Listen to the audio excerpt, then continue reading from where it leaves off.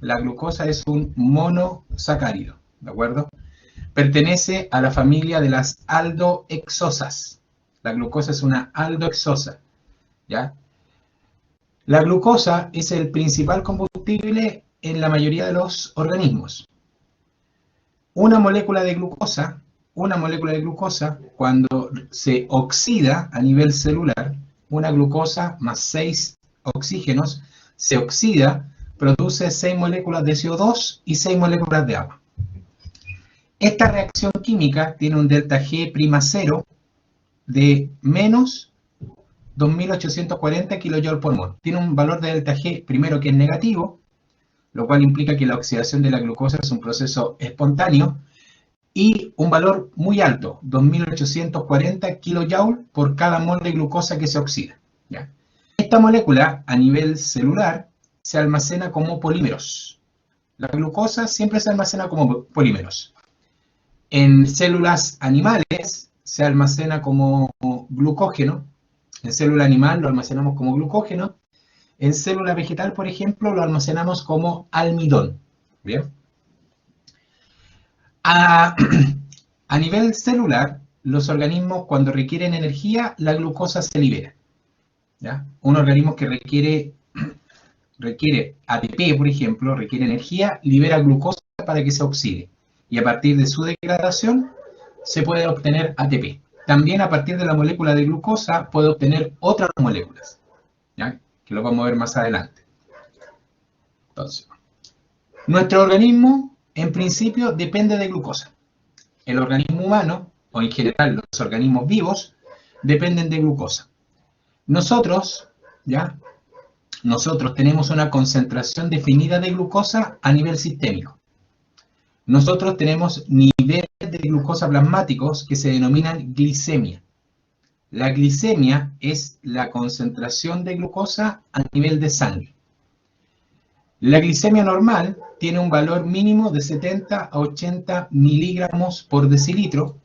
La glicemia normal es de 70 a 80 miligramos por decilitro y la glicemia máxima normal es 110 a 120 miligramos por decilitro. ¿Ya? Entonces, normalmente, dependiendo de la tabla o de la escala, tengo una glicemia, normalmente tengo una glicemia entre 70 y 110, o uno habla de glicemias que están entre los 80 y los 120. Siempre la glicemia tiene unas 40 unidades de diferencia entre el valor mínimo del rango y el valor máximo de dicho rango. ¿Ya? Ahora, la glicemia normal es lo que nos mantiene el día a día funcionando. La glicemia normal es la cantidad de glucosa que necesita mi cuerpo para funcionar de manera correcta. ¿Ya? Ahora, normalmente por debajo de 70,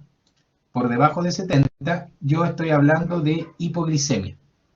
Cuando estoy por debajo de los 70 miligramos por decilitro, ¿ya? Por debajo de los 70 miligramos por decilitro, hablo de hipoglicemia, ¿ya? Las hipoglicemias pueden llegar a ser graves, ¿ya? Ojo, cuando los niveles de glucosa son demasiado bajos a nivel plasmático, ¿ya?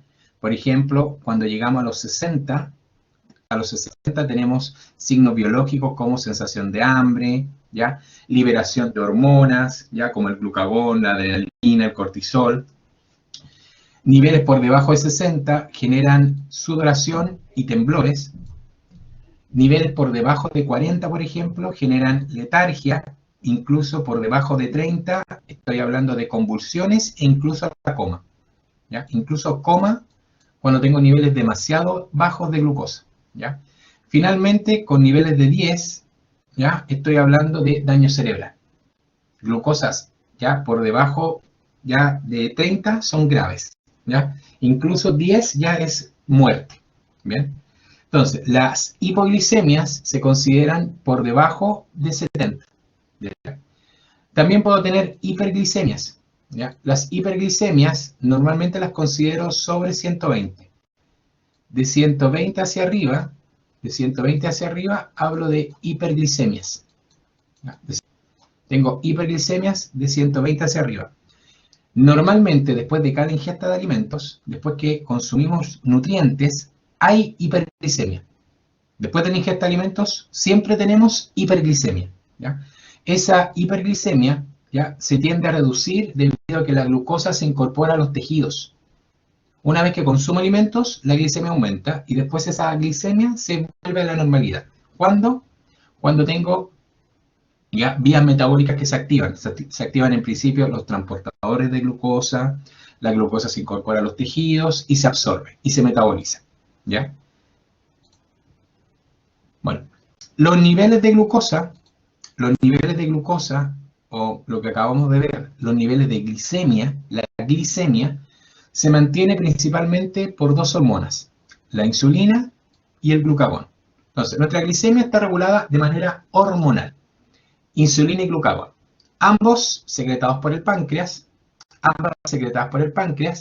la insulina por las células beta, ¿ya?, y el glucagón por las células alfa, ¿ya? Insulina por las células beta pancreáticas y el glucagón por las células alfa pancreáticas, ¿ya?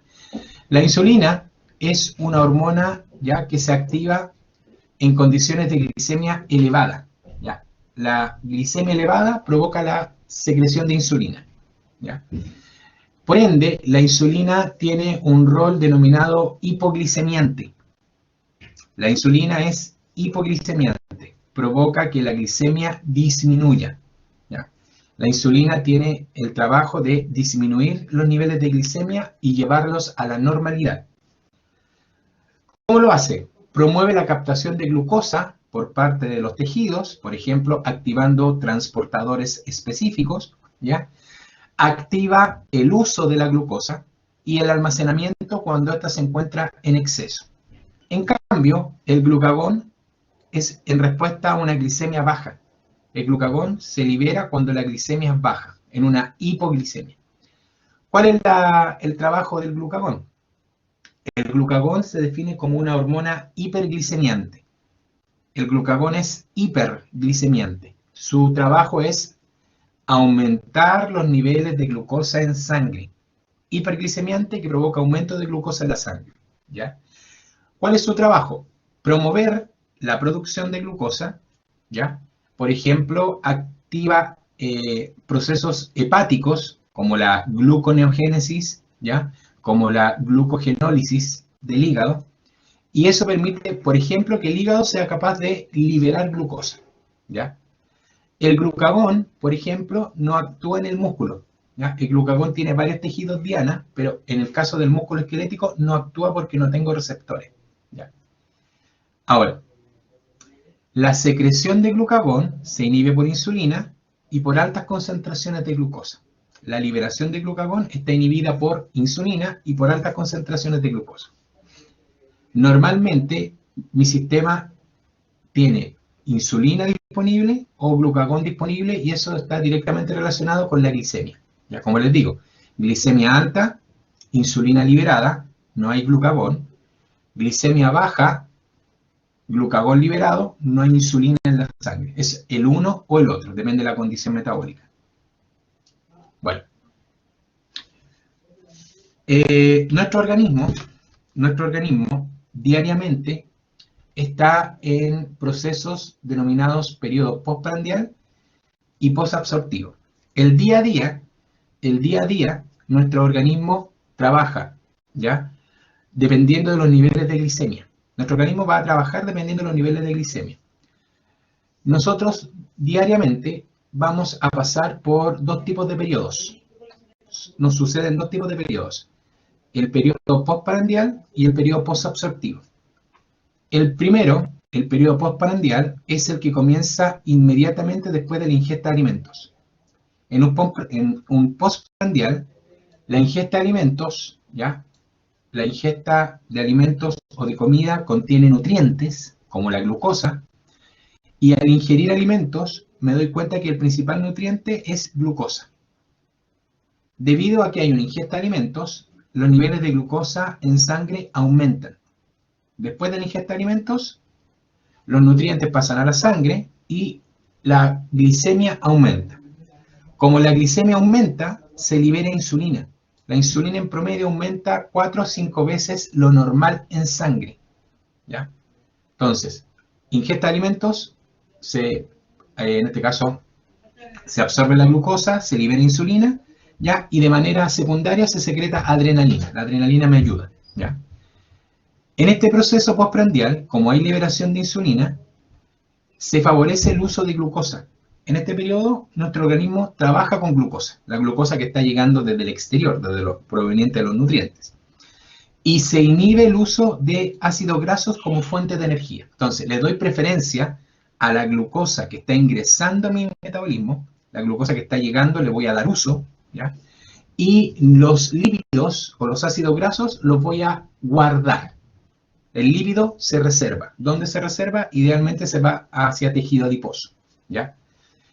Si existe un exceso de glucosa, si los niveles de glucosa son demasiado altos, porque consumí demasiada glucosa, esta glucosa en principio se guarda. Todo exceso de glucosa se almacena en los tejidos, ¿ya?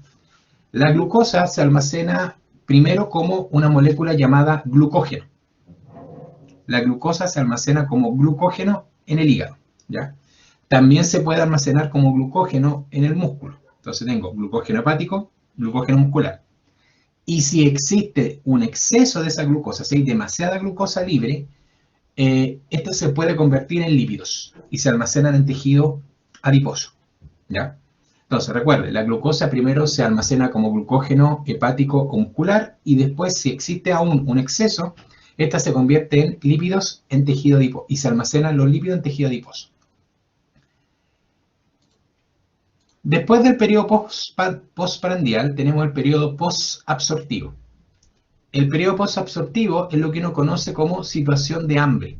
El posabsortivo es situación de hambre. Este comienza 2 a 4 horas después de la ingesta de comida, ¿ya? Técnicamente el posabsortivo es lo que uno conoce como el periodo entre comidas.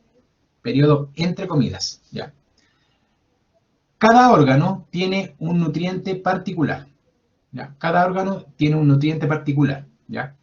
Como estoy en un periodo entre comidas, ¿ya? Como estoy en un periodo entre comidas, en donde no hay ingesta de alimentos, ¿ya?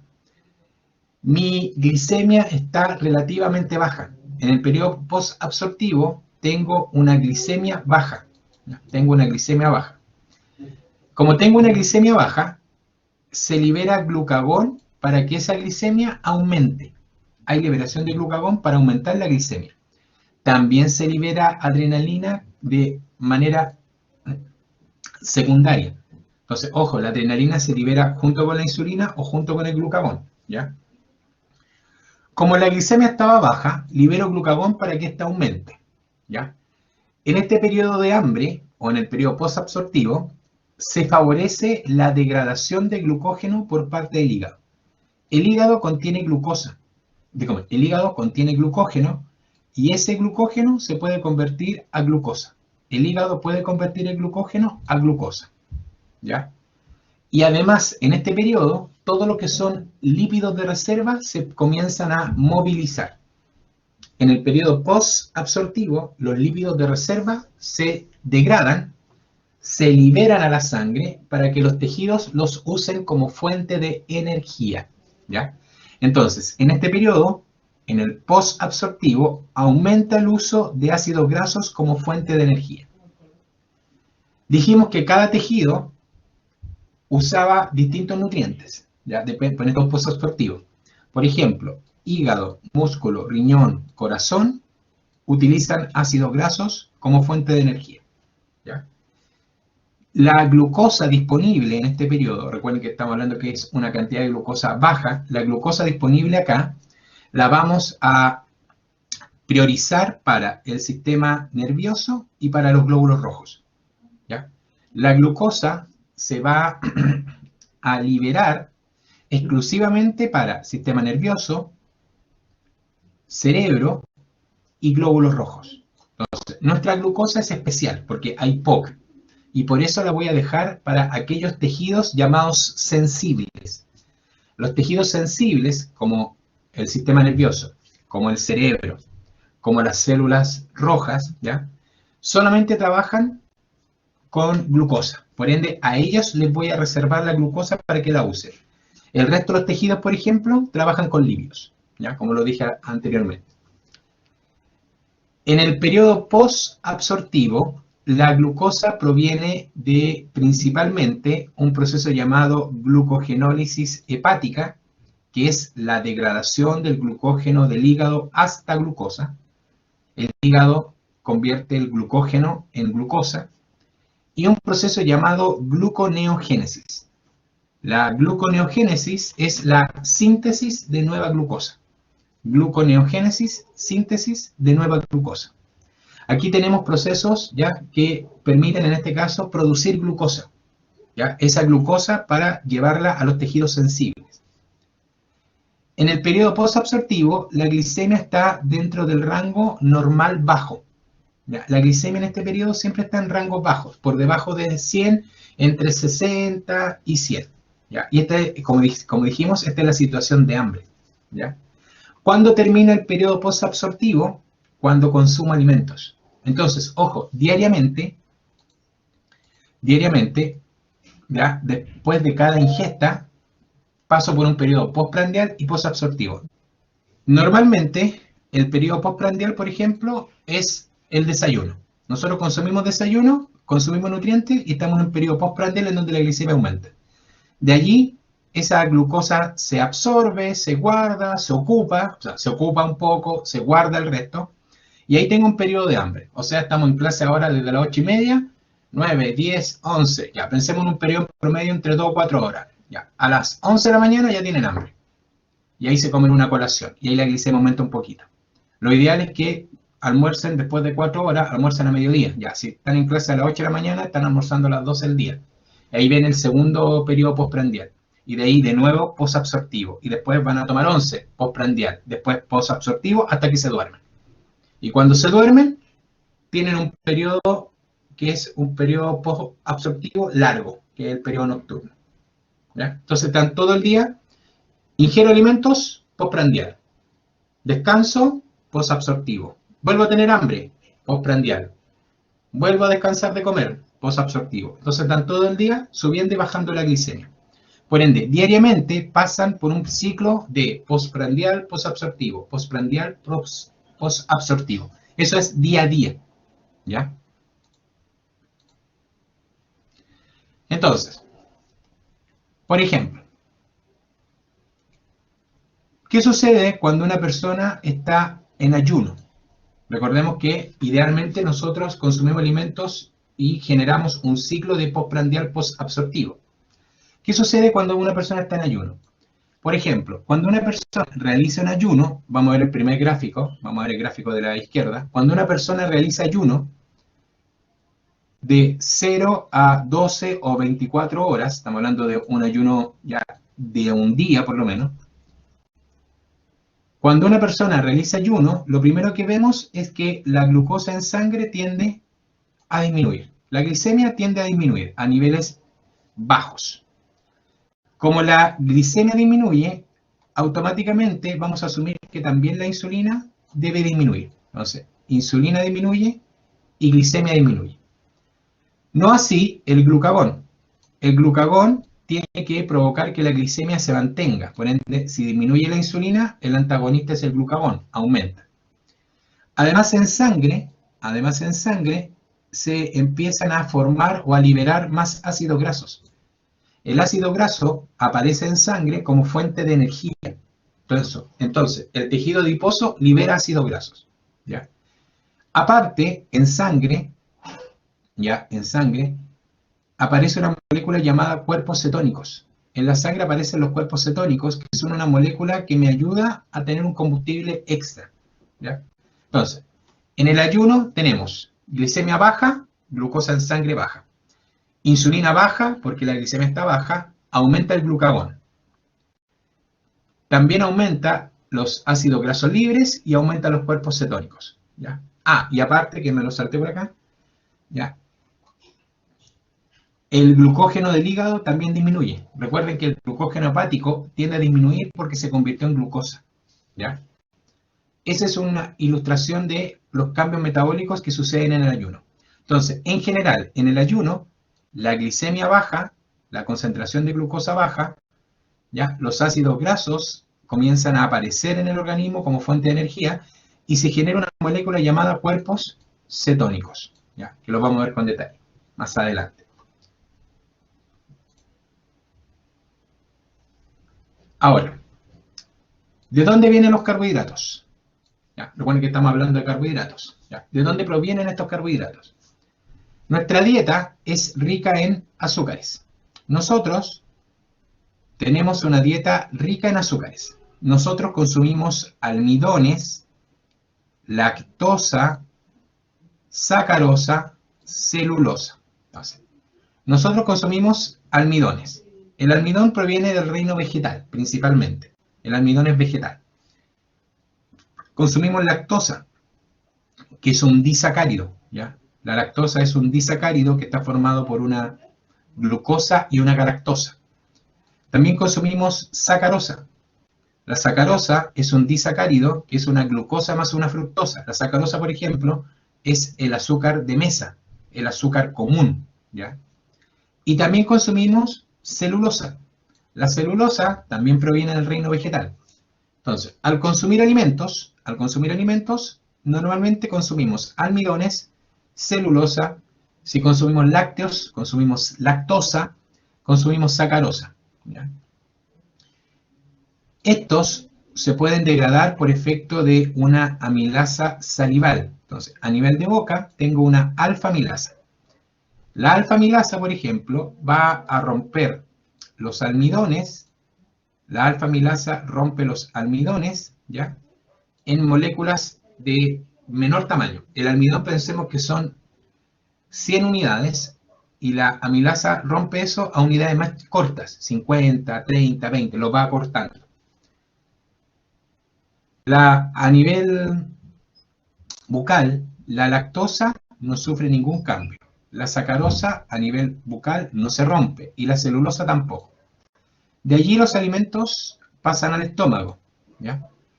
En el estómago tengo un pH muy bajo, debido a que tengo ácido clorhídrico, y el ácido clorhídrico inhibe la alfa-amilasa. Por efecto de pH, la alfa-amilasa se inhibe. Pero después, los alimentos, o estos azúcares, mejor dicho, llegan al intestino delgado. Cuando llegan al intestino delgado, aparece la alfa-amilasa pancreática, ¿ya? Que degrada aún más lo que quedaba del almidón, que se llamaban dextrinas. Las dextrinas se transforman, por ejemplo, en maltosa. Las dextrinas, que son cadenas largas todavía, se cortan y terminan siendo maltosa. La dextrina se convierte en maltosa. La lactosa y la sacarosa no sufren nada por efecto de la alfa-amilasa pancreática. Pero en la mucosa intestinal aparecen enzimas que sí pueden degradar maltosa, lactosa y sacarosa. Estas moléculas, por ejemplo, la maltosa se degrada por una maltasa, que la rompe en moléculas de glucosa. La lactosa se encuentra con la lactasa, que la rompe en fructosa, que la rompe en glucosa y galactosa. Y la sacarosa se degrada por una sacarasa, que la rompe en fructosa y glucosa. Entonces, fíjense, tengo enzimas a nivel intestinal, intestino delgado, tengo enzimas en el intestino delgado que degradan por completo los mono y disacáridos, que degradan los disacáridos en monosacáridos, ¿ya? Y estos monosacáridos son los que realmente se absorben. Uno de la dieta absorbe monosacáridos. Uno absorbe principalmente glucosa, galactosa y fructosa. Esos son los monosacáridos que uno tiende a absorber. Estos monosacáridos tienen que ingresar al enterocito. Lo que tengo acá es una célula entérica. Entonces, por ejemplo, la glucosa, la galactosa y la fructosa, ¿ya?, son transportados al interior por una proteína llamada GLUT5. Hay un GLUT5 en la cara donde están las vellosidades, que es la cara apical. Aquí tengo el borde de cepillo, o la cara apical. Tengo una proteína transportadora llamada GLUT5. El GLUT5 permite que la glucosa, la galactosa y la fructosa entren a la célula, ¿ya? También puedo tener un transportador llamado SGLT1. Entonces puedo tener un GLUT5, ¿ya? Y un SGLT1. Cualquiera de los dos permiten el paso de estas moléculas. Por ejemplo, el SGLT1 permite el paso de glucosa y galactosa. Características de este dependiente de sodio.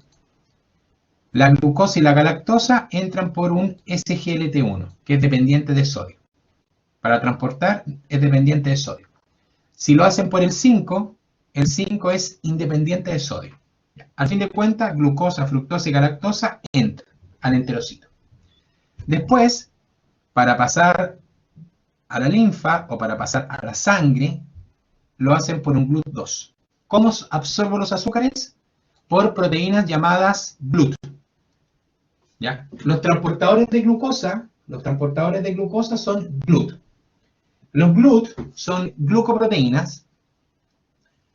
Los GLUT son glucoproteínas que tienen de 45 a 55 kilodalton.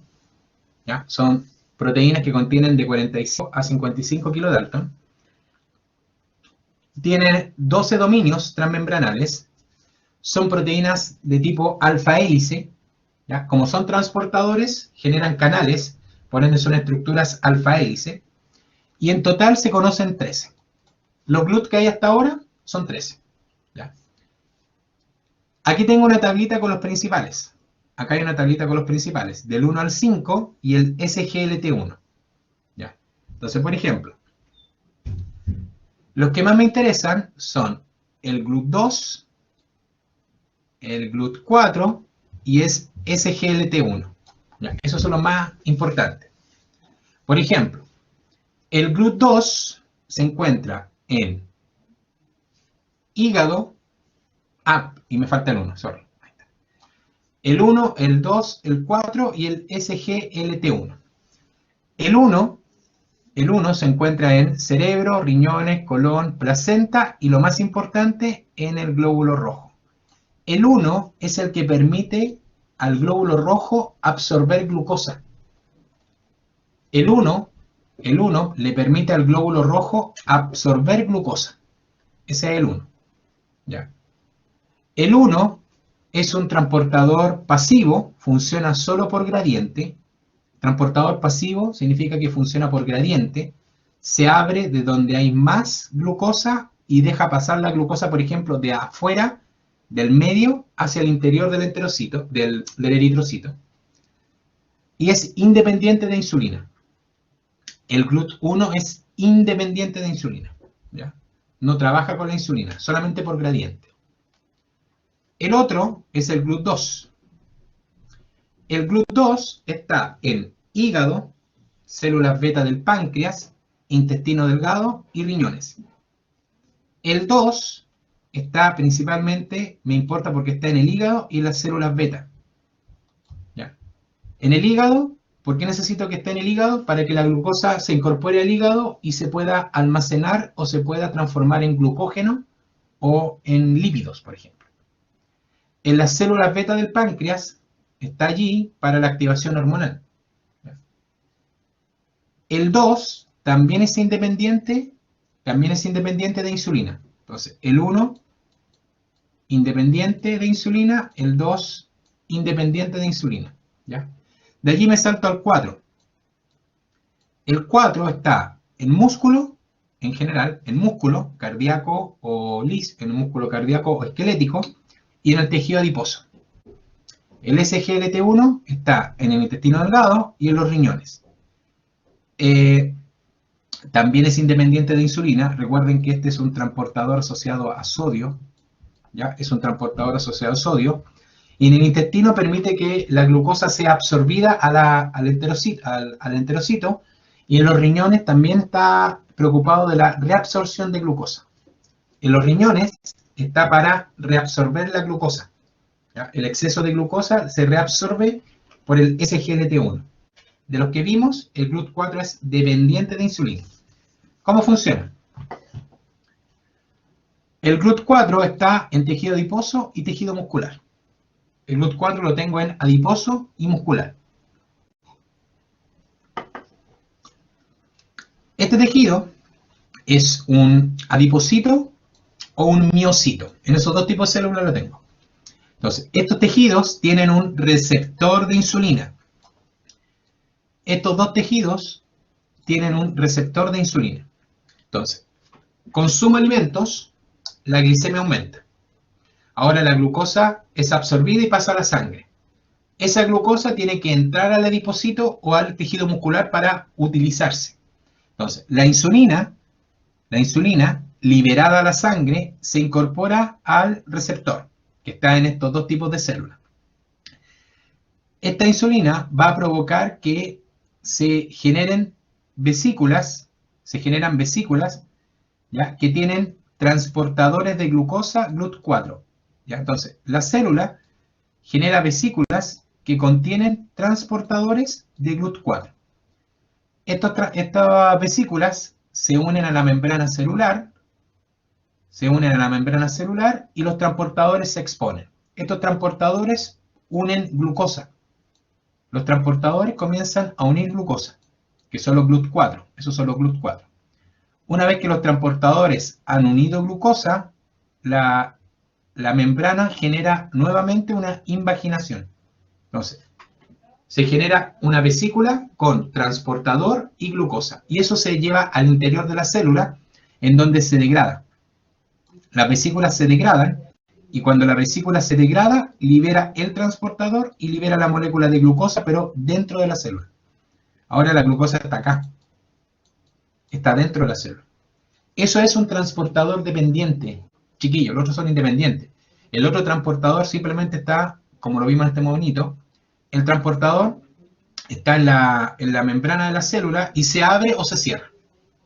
Eso es independiente. Solo funciona, hay mucha glucosa afuera, se abre y la glucosa entra. Nada más. Hay poca glucosa, está cerrado. Listo. Esa es la diferencia entre dependiente e independiente de insulina. Ya, ojo, los GLUT4 son los únicos dependientes de insulina.